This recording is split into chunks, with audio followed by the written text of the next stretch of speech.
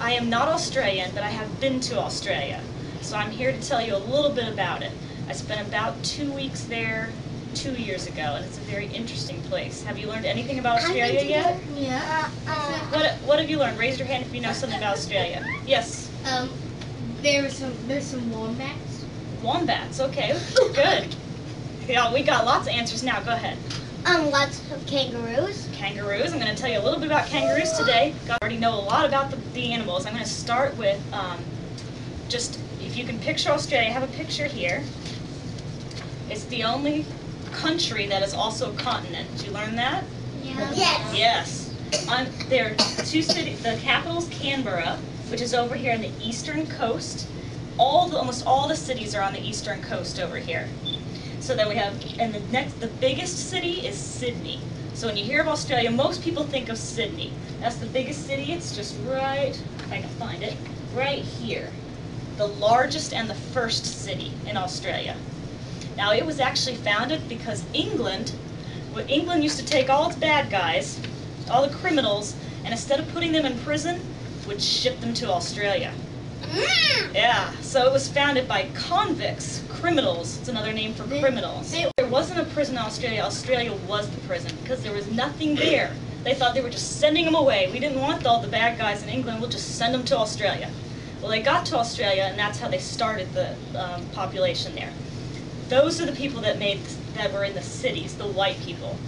The natives of Australia are called the Aborigines. Those are the people that were already there, the Aborigines. In Sydney, there's the Opera House, and I have a good picture of that here, actually. Nice. This is what the Opera House looks like. You've all learned about opera, I've heard, right? Yeah. Yeah. There's a lot of singing that goes on in here. Sydney is very famous for this Opera House because no matter where you sit, the sound comes to you in perfect pitch, no matter where you sit. That's why it's designed like this with all these curves. A bunch of fish eating each other. Harmony, you raise your hand. Go ahead. I seen the opera house in real life when I went there. Really? I sat on the bed eating lunch. It's pretty fantastic, isn't it? I have a necklace here. This is in the shape of the Opera House, and in the middle of it is an opal. An opal. Can we pass it around? Sure. Go ahead. Start here. Start there and go straight along the line, and then we'll This go is back. another opal, just so that you can see that they come in all different colors. Seven. We'll start here, and you just keep on passing. Can we open it? Now, keep it closed. Australia has 90% of the world's opals there. So almost all of the world's opals are in Australia. So they're very famous for that, and it's a precious gem. I got that when I was in Australia. Did you buy it? I did. They don't give it away for free. So we talked about the cities. Those are on that eastern coast as I showed you. All right, please. They're on the eastern coast here. And then all around here is trees, bushes. And they call it the bush. That's the rural land. That's where Where no buildings, right? No building. I mean, there's some few houses here and there, but it's just like if you went out into the country. Okay, so we have our cities here, and then we have our country, where all the tall buildings and everything disappear, and you get out into where you see mostly nature. That's the bush. Now in the middle here is all dry. Desert. Desert. Yes. And there's Australia right there. Fred's already told us that. Well, this whole thing is Australia. The whole thing. It's about 2/3, 90% again. That's almost the whole thing of Australia is flat and dry. Flat and dry. There's no people there. There's some Aborigines that can live there, but what's mostly there are kangaroos. Yeah. How come there's no people there? Well, because it's too dry for them to live there. They just can't support themselves. They can't grow anything. It's too dry. There's not enough water, not enough rain for anything to grow. So it's very hard to live there. What about a rainforest? Is there a rainforest? There are a few rainforests, but they're right on the coast, right on the edges of Australia. The middle, called the outback, is all dry. Have you heard of the outback before? The outback. They changed it. Yes. The Outback Steakhouse is called that because they serve Australian food. And Australia is known for its outback because that's mostly the whole country. Now the kangaroos can live there because kangaroos can go for months without water. We can probably go maybe a few hours without water, but kangaroos can go for months. That's why they live out there. They don't have a problem at all. Yes?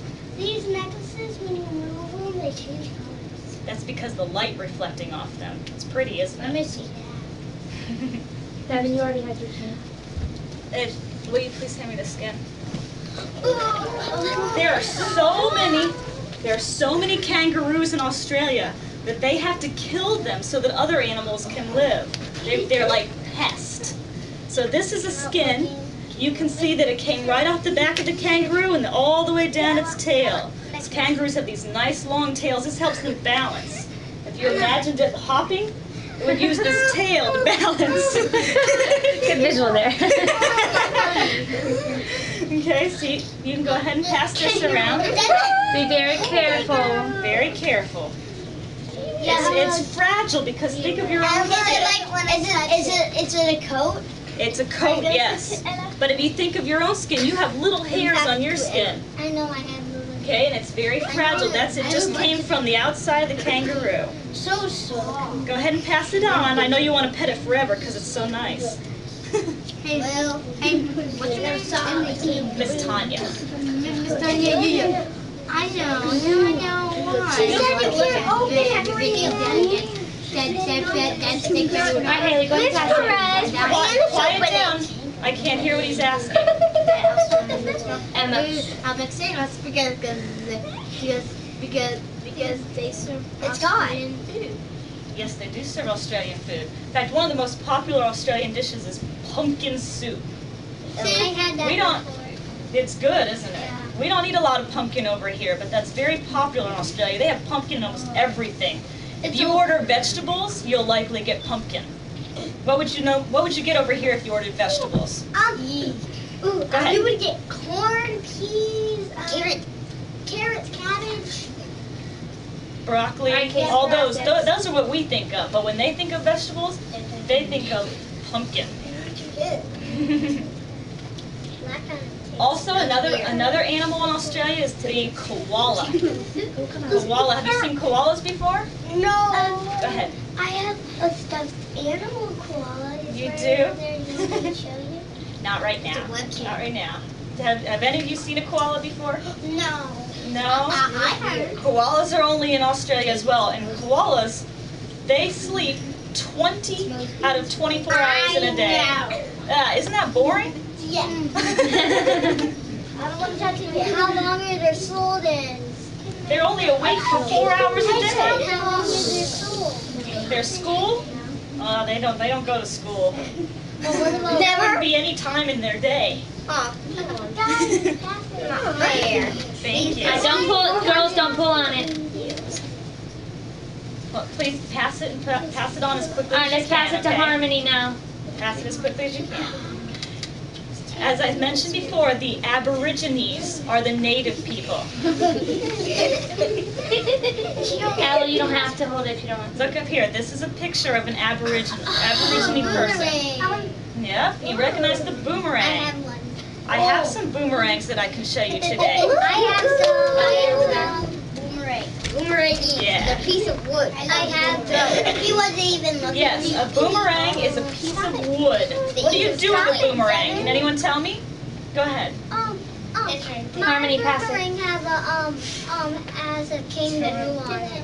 Actually, mine does as well. That's because the Aborigines paint the boomerangs, and they paint. You should touch it. They paint what they see. They paint what's important to them, and the kangaroos are important. So there's a kangaroo on here, and here as Oh, well. can we pass them around?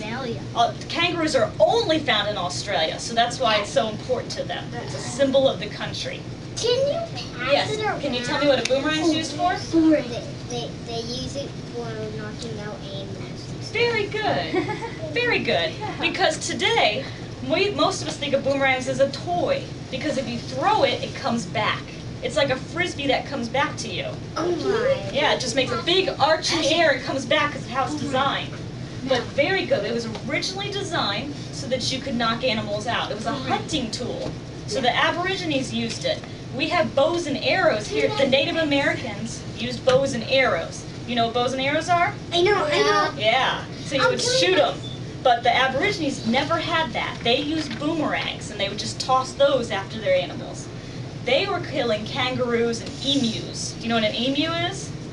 Yeah. Some of you do. It's an ostrich. It's like an ostrich. Yeah. It's a bird with a long neck.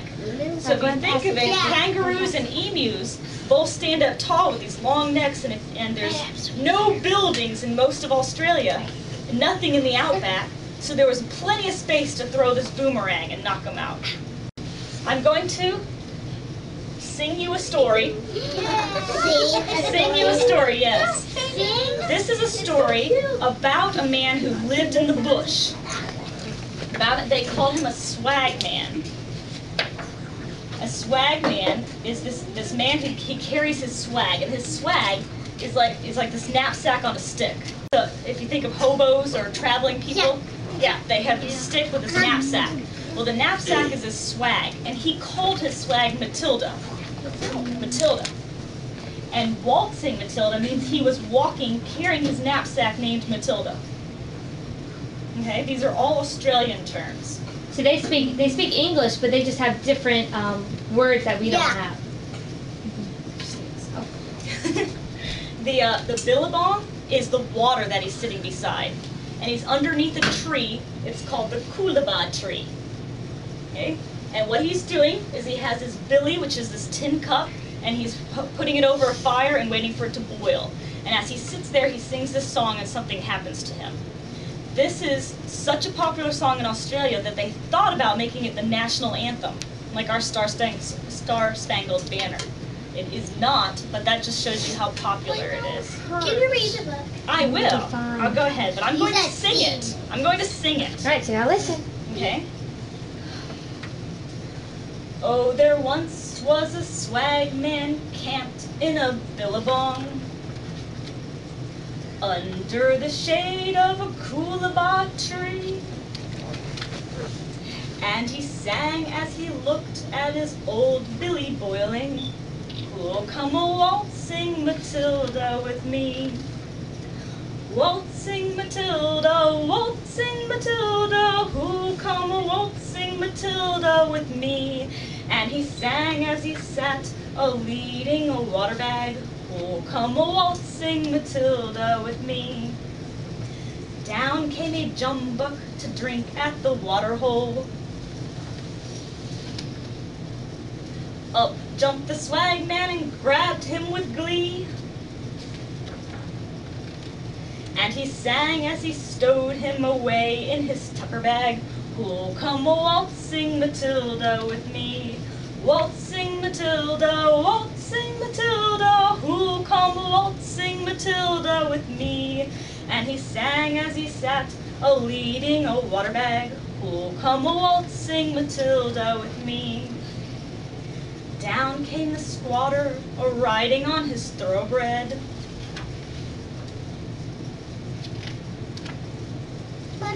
Down came policemen, 1, 2, 3. Who is the jumbuck you've got in your tucker bag? You'll come a-waltzing Matilda with me. Waltzing Matilda, waltzing Matilda, you'll come a-waltzing Matilda with me. And he sang as he sat a-leading a water bag, "Who'll come a-waltzing Matilda with me?" But the swag man, he up and he jumped in the water hole, drowning himself by the coolabah tree. And his ghost may be heard as it sings in the billabong, "Who'll come a-waltzing Matilda with me?"